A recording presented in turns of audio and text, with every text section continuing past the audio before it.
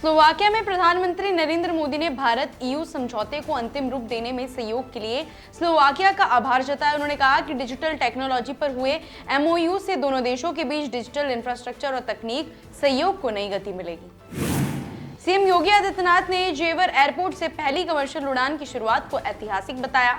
उन्होंने कहा कि प्रधानमंत्री मोदी की प्रेरणा और किसानों के सहयोग से ये सपना साकार हुआ, जिसने उत्तर प्रदेश के विकास में नया इतिहास रच दिया है। मध्य प्रदेश के मुख्यमंत्री मोहन यादव ने साइबर सिक्योरिटी वर्कशॉप का उद्घाटन करते हुए कहा कि डिजिटल सुरक्षा आज समय की सबसे बड़ी जरूरत है। उन्होंने बताया कि राज्य सरकार जल्द ही साइबर सिक्योरिटी रिसर्च सेंटर स्थापित करेगी ताकि सरकारी डेटा सुरक्षित रहे और उसके दुरुपयोग को रोका जा सके। सिंगापुर दौरे पर आंध्र प्रदेश के मुख्यमंत्री चंद्रबाबू नायडू ने यूएन हैबिटेट की कार्यकारी निदेशक क्लाउडिया रॉसबाग से मुलाकात की। उन्होंने राज्य में UN habitat centre of excellence स्थापित करने का प्रस्ताव दिया और इसके लिए जमीन उपलब्ध करवाने की पेशकश भी की। हरियाणा में एसी से लगी भीषण आग में 3 लोगों की मौत हो गई है, जबकि एक बड़े शोरूम का सामान जलकर राख हो गया। मुख्यमंत्री नायब सिंह सैनी ने मृतकों के प्रति संवेदना जताते हुए प्रभावित लोगों को तत्काल सहायता और नुकसान के आकलन के बाद मुआवजा देने का आश्वासन दिया है।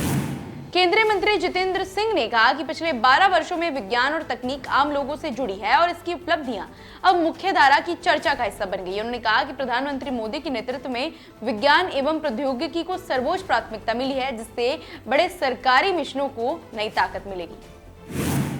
कर्नाटक के मुख्यमंत्री डीके शिव कुमार ने कहा कि सरकार किसी भी गारंटी योजना को बंद नहीं कर रही है। उन्होंने स्पष्ट किया कि गृह लक्ष्मी और गृह ज्योति योजनाओं का लाभ सही और पात्र लोगों तक पहुंचे, इसलिए दोबारा आवेदन मांगे जा रहे हैं। ब्रिटेन ने 16 साल से कम उम्र के बच्चों के लिए सोशल मीडिया प्लेटफॉर्म के इस्तेमाल पर प्रतिबंध लगा दिया है। प्रधानमंत्री कीर स्टारमर ने इसे बच्चों के भविष्य और सुरक्षा के लिए बड़ा और ऐतिहासिक कदम बताया।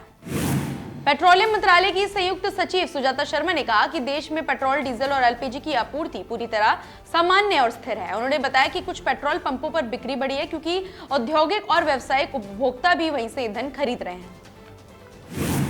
बिहार के गया में मुख्यमंत्री सम्राट चौधरी ने कहा कि राज्य से अपराध, भ्रष्टाचार और सांप्रदायिकता को पूरी तरह खत्म करना सरकार की प्राथमिकता है। उन्होंने कहा कि अपराधी अगर कानून को चुनौती देंगे तो 48 घंटे के भीतर कार्रवाई होगी, क्योंकि बिहार में सुशासन तभी संभव है जब अपराधियों पर सख्त नियंत्रण हो।